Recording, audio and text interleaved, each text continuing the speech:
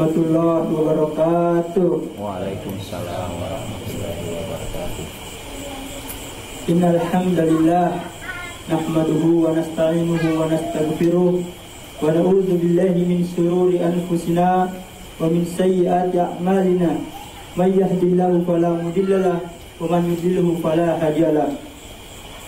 Asyhadu an la ilaha illallah wahdahu la syarika lah wa asyhadu anna Muhammadan abduhu wa rasuluh. Amma ba'd. Qala Allah Ta'ala fil Qur'anil Karim, ya ayyuhalladzina amanu kutiba alaikumus syiyam kama kutiba alal ladzina min qablikum la'allakum tattaqun.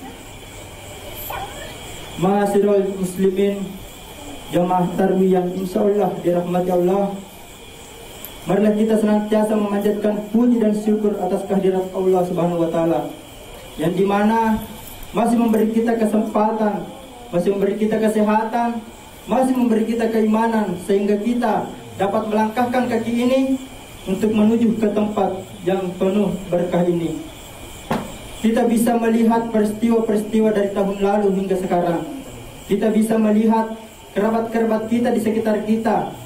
Kita bisa mengingat kembali bahwasanya di tarawih kemarin, di tarawih 2 hari yang lalu, 3 hari yang lalu, bahkan di tahun kemarin itu kita bisa melakukan ibadah dengan beberapa orang yang kemudian hari ini sudah tidak bersama kita lagi. Kita perlu bersyukur, wajib kita syukuri bahwasanya kita masih diberi kesempatan sehingga kita semua masih bisa melakukan peribadatan, yakni sholat secara berjemaah. Salah satunya adalah sholat tarawih di bulan suci Ramadan. Salawat serta salam mari kita kirimkan kepada junjungan kita Nabiullah Muhammad sallallahu alaihi wasallam, Nabi yang didesain khusus oleh Allah, Nabi yang diutus oleh Allah kemudian ke permukaan bumi untuk menjadi seorang khalifah yang memberikan kita contoh-contoh yang baik, yang kemudian menjadi suri tauladan yang baik bagi seluruh umat manusia, terlebih bagi kami, bagi kita semua umat muslim yang senantiasa menjadi pengikutnya. Alhamdulillah, kita sudah hampir di pertengahan bulan suci Ramadan. Ini adalah suatu kesyukuran yang besar. Kita bisa sama-sama tetap melakukan ibadah secara sehat walafiat. Kita masih bisa berdiri tegak melaksanakan sholat. Kita masih bisa berpuasa dengan baik dibanding orang tua kita yang mungkin sudah tidak bisa lagi berpuasa, dibanding orang-orang yang sedang ditimpa musibah, mungkin sedang sakit. Kita perlu bersyukur atas semua itu. Jadi rezeki yang hadir pada kita tidak harus berupa uang. Jadi hadirnya kesehatan ini adalah bentuk daripada rezeki yang diberikan kepada Allah dari kita semua. Kemudian daripada itu, untuk melanjutkan ceramah ini, sedikit kami sampaikan bahwasanya di bulan suci Ramadan itu kita kenal dengan sebagai bulan yang penuh berkah, bulan yang penuh ampunan, di mana kita semua pahala-pahala dari apa yang pernah kita lakukan itu dilipat gandakan. Peribadatan-peribadatan yang kita lakukan itu dilipat gandakan dibanding bulan-bulan sebelumnya.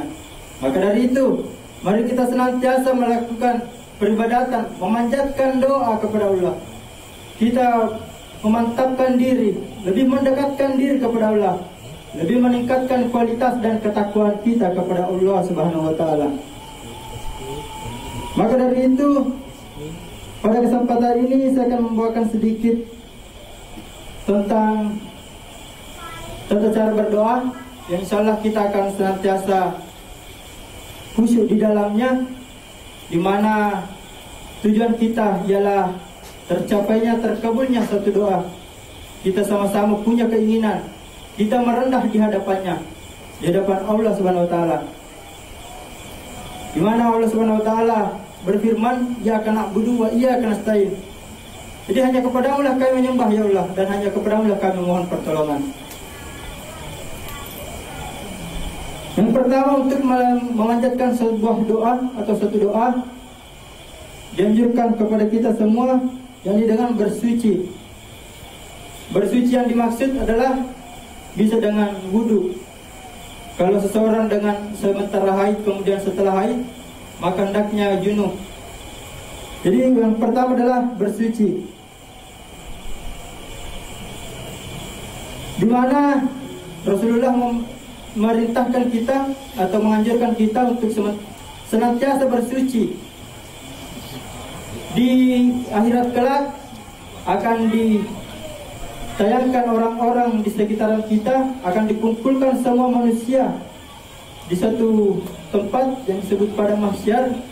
Kemudian Rasulullah akan mengenali umatnya secara langsung, dan dengan demikian cara mengenalinya adalah salah satunya adalah dengan berpancarnya cahaya di antara wajah, tangan, dan semua anggota tubuh yang kemudian dikenal oleh wudu.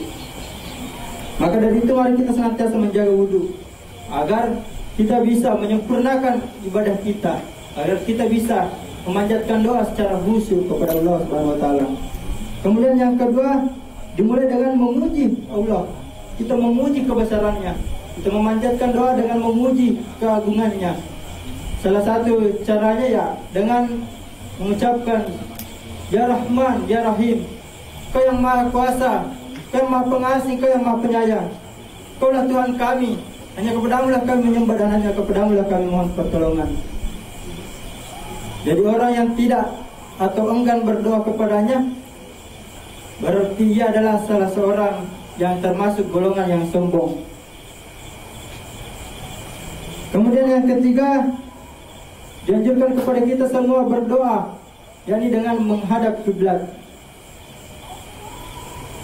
Sesungguhnya Allah Subhanahu wa taala Maha Pemalu lagi Maha Pemurah terhadap seseorang hamba yang mengangkat kedua tangannya dan berdoa, kemudian kedua tangannya kembali dan kosong dan menghadap kiblat.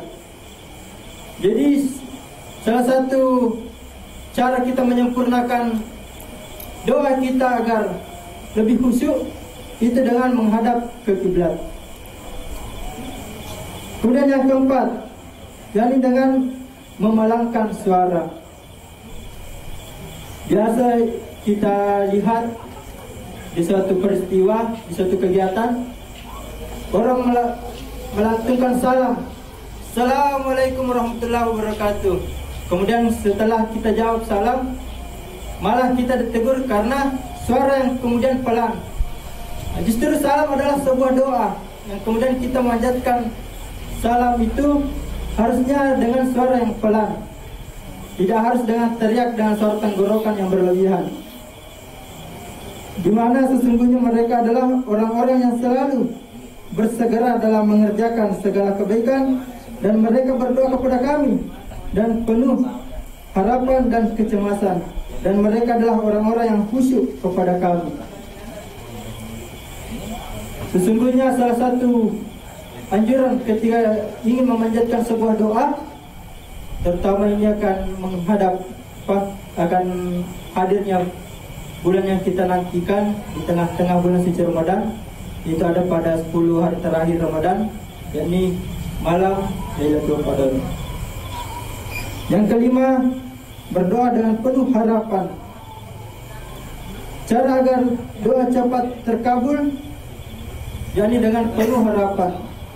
Degawa dian doa pesantren saliwanna puang Allah Ta'ala. Kita berharap penuh hanya kepada Allah. Dewa diki berharap saliwanna puang Allah Ta'ala. Jangan sampai ada sesuatu di antara kita yang kemudian kita anggap ini adalah mapalongo doa, ini adalah yang memudahkan doa. Itu adalah satu perbuatan yang syirik yang kemudian Allah benci dan tidak ada pengampunan di dalamnya. Maka dari itu mari kita hindari perbuatan-perbuatan seperti itu, keyakinan-keyakinan yang kemudian justru merusak akidah kita. Jadi hanya kepada Allah lah kita berserah diri. Ya kepada Allah yang boleh kita pesandre, akimi bapung Allah Ta'ala. Akimi bapung Allah Ta'ala wading berharap, memanjatkan doa. Aja gaga barang siapa punya harta benda yang kemudian menganggap ini adalah benda yang kemudian memudahkan doa kita, itu kita hindari, itu kita buang jauh-jauh. Kemudian yang keenam, berdoa penuh keyakinan. Di samping kita berdoa penuh harapan, kita juga dianjurkan berdoa untuk penuh keyakinan. Di dalam hal ini berarti tidak adanya keraguan kepada Allah. Dia itu ragu bahwasanya Allah Ta'ala bahwa pancaja gagai. Jadi terjadinya sesuatu, hadirnya sesuatu dan hilangnya sesuatu, itu semua terjadi karena Allah. Di mana surah pertama yang diturunkan, Iqra, bacalah dengan menyebut nama Tuhanmu. Bagaimana peristiwa yang kemudian terjadi di sekitaran kita, musibah-musibah alam di sekitaran kita, padahal kan itu wacai, padahal kan dibaca bahwasanya ini terjadi akan seperti ini, seperti itu. Dan mereka lupa bahwasanya kita diperintahkan untuk membaca senantiasa dengan menyebut nama Allah. Senantiasa kita hadirkan bahwasanya memang ini terjadi sebab ini terjadi sebab itu. Tetapi kita jangan lupa bahwasanya pada Allah yang menjadi penyebab akibat tersebut. Kita harus senantiasa berbenah diri di dalamnya. Kemudian yang ketujuh, berdoa dengan bersungguh-sungguh. Tidak hanya penuh harapan dan keyakinan. Berharap dan yakin tidak cukup jika tidak bersungguh-sungguh. Sesungguhnya rahmat Allah amat dekat kepada orang-orang yang berbuat baik. Dijelaskan dalam Al-Quran surah Al-A'raf. Jadi ketika kita memanjatkan sebuah doa, tidak cukup dengan hanya keyakinan, tapi juga harus disertai dengan bersungguh-sungguh. Kemungkinan ada doa yang dari kita semua, orang tuaku semua, mungkin ada doa yang pernah dipanjatkan namun sampai hari ini tidak didapatkan hasilnya. Niscaya itu akan kita petik di hari kelak. Kita akan mendapatkan apa yang kemudian kita doakan di akhirat kelak. Allah tahu kapan hambanya bisa menerima doa ini. Allah tahu apa yang kita butuhkan. Dan Allah tahu ketika kita diberikan ini dan itu, apa yang kemudian akan terjadi. Maka dari itu, senantiasa berhusnuzon juga kepada Allah adalah sesuatu yang lebih penting, jauh lebih penting. Nah, yang terakhir, berdoa di waktu yang mustajab. Setelah berdoa dengan 7 cara, maka Rasulullah mengatakan ada beberapa waktu yang mustajab untuk berdoa. Yang mana itu jadi waktu yang kemudian ketika kita berdoa, niscaya Allah mudah kabulkan. Niscaya Allah akan kabulkan. Kapan sajakah waktu yang tepat untuk melakukan doa tersebut? Disebutkan di sini dalam hadis riwayat Bukhari, Rasulullah bersabda bahwasanya ada 13 waktu mustajab untuk berdoa. Yang pertama ketika sahur dan pada sepertiga malam. Jadi nakotu sahur, ketika kita semua sahur, jangan hanya memikirkan berapa banyak yang kemudian kita akan makan. Jangan hanya memikirkan kemudian apa saja yang akan kita makan. Tetapi ingat bahwasanya di dalam sahur ada keberkahan. Kata Rasulullah, bersantap sahurlah karena di dalamnya ada keberkahan. Selain daripada itu, ternyata di waktu sahur adalah waktu yang mustajab untuk kita berdoa. Kemudian yang kedua adalah saat sedang berpuasa. Ketika kita menjalankan sebuah ibadah puasa, maka senantiasa memanjatkan doa, perbanyak doa kepada Allah, perbanyak harapan kepada Allah. Niscaya Allah akan mengabulkan, niscaya Allah akan memberikan balasannya. Kemudian yang ketiga, pada malam Lailatul Qadar. Macam itu tiba ya semalam Lailatul Qadar, maka mari kita menantikan malam tersebut dan senantiasa berdoa. Semoga kita semua mendapatkan malam tersebut. Semoga kita semua sehat di dalamnya. Semoga kita semua bisa berdoa, sama-sama beribadah di malam tersebut. Kemudian yang kelima, ketika mendengar azan. Nah, kau bani tahu Pak, kita tidak hanya diam di dalamnya, tapi dianjurkan untuk berdoa juga. Mengikuti azan juga merupakan sebuah doa. Jadi berdoa di waktu azan adalah waktu yang mustajab untuk kita memanjatkan doa kepada Allah Subhanahu wa taala. Selanjutnya adalah waktu di mana ketika waktu antara azan dan iqamah. Jadi tadi setelah azan itu adalah waktu yang paling mustajab untuk kita berdoa. Walaiko mapasatoni, walaiko subutoni. Di waktu antara azan dan iqamah adalah waktu yang disebutkan Rasulullah adalah waktu yang mustajab untuk kita berdoa. Berbanyak doa di dalamnya. Mari kita bersungguh-sungguh di dalamnya ketika berdoa. Mari kita meyakinkan bahwasanya Allah mengabulkan. Kemudian waktu mustajab selanjutnya adalah sebelum salam pada saat salat wajib. Di mana sebelum salam pada saat salat wajib, yakni ketika tahiyat akhir. Nah, setelah tahiyat, di situ kita dianjurkan untuk memanjatkan doa. Tetapi ada beberapa hal yang perlu kita ketahui, di antaranya ketika salat wajib itu diwajibkan dan justru tidak boleh melakukan doa dengan bahasa yang lain kecuali bahasa Arab. Boleh kita berdoa di dalamnya menggunakan bahasa Latin. Boleh. yakni dengan di dalam hati tanpa menggoyangkan lidah atau lisan. Jadi ketika kita ingin berdoa di dalam sholat, berdoa dengan menggunakan bahasa Latin itu tidak harus menggoyangkan lisan. Justru nahu batal sampai jangan. Maka berdoa dengan hati. Nah, kemudian yang ke-8, waktu berdoa yang mustajab disebutkan adalah pada hari Jumat. Pada hari Jumat adalah hari yang kemudian dianjurkan kita semua untuk berdoa. Hari yang kemudian mustajab, sangat mustajab untuk dikabulkan doa.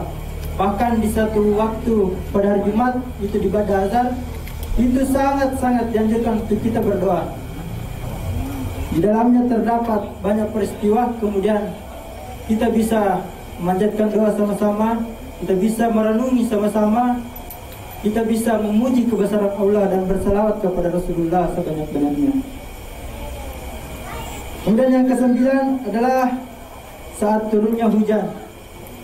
Nah, ketika hujan turun, kita jangan lagi mengeluh bahwasanya ay marican cercere ay banjir sih.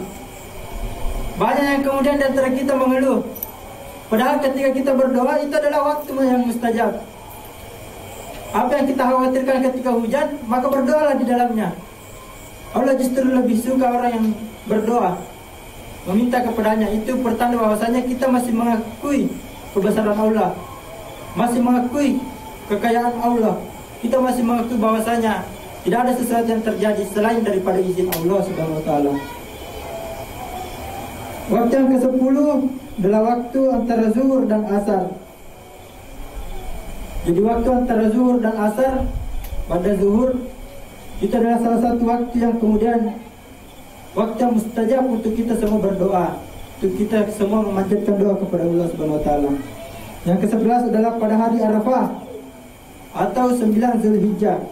Yang ke-11 adalah pada saat perang tengah berkecamuk. Aku perang itu sementara berperang. Nah, di situ adalah waktu yang paling mustajab untuk kita berdoa. Yang kemudian yang ke-13 adalah ketika meminum air Zam-Zam. Mungkinan ada dari orang tua kita beranjak ke tanah suci, di situ ada kemungkinan mendapatkan peluang atau kesempatan yang diberikan oleh Allah untuk menikmati air Zam-Zam. Maka berpesanlah hanya satu, yakni doa. Doakan kami semua sehingga kami bisa juga beranjak ke tanah suci. Setelah melakukan 8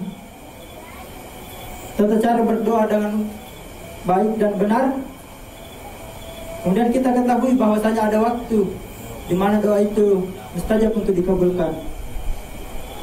Jadi tidak ada keraguan lagi di dalamnya. Kita meyakini bahwasanya Allah hanya dialah yang dapat mengabulkan doa-doa kita. Ajana cuma pesantren rilenge. Hanya kepada Allah kita berharap. Di mana surah Al-Fatihah yang kita baca setiap hari yang kita baca setiap salat. Di dalamnya terdapat Allah Subhanahu wa taala berfirman, "Ya kana abudu wa iyyaka nasta'in." Hanya kepadamu lah kami menyembah dan hanya kepadamu lah kami mohon pertolongan. Semoga di bulan suci Ramadan ini kita semua diberi kesehatan untuk kemudian berjumpa dengan hari raya Idul Fitri. Semoga kita semua sehat selalu. Melalui bulan suci Ramadan ini mari kita senantiasa berbenah diri, berbanyak doa. Mari kita senantiasa saling merangkul, saling tolong menolong dalam kebaikan. Dan di bulan suci Ramadan ini adalah upaya pembiasaan diri kita untuk menuju ke bulan-bulan selanjutnya. Semoga kita dapat meningkatkan kualitas diri ini, senantiasa meningkatkan ketakwaan kita kepada Allah Subhanahu wa taala.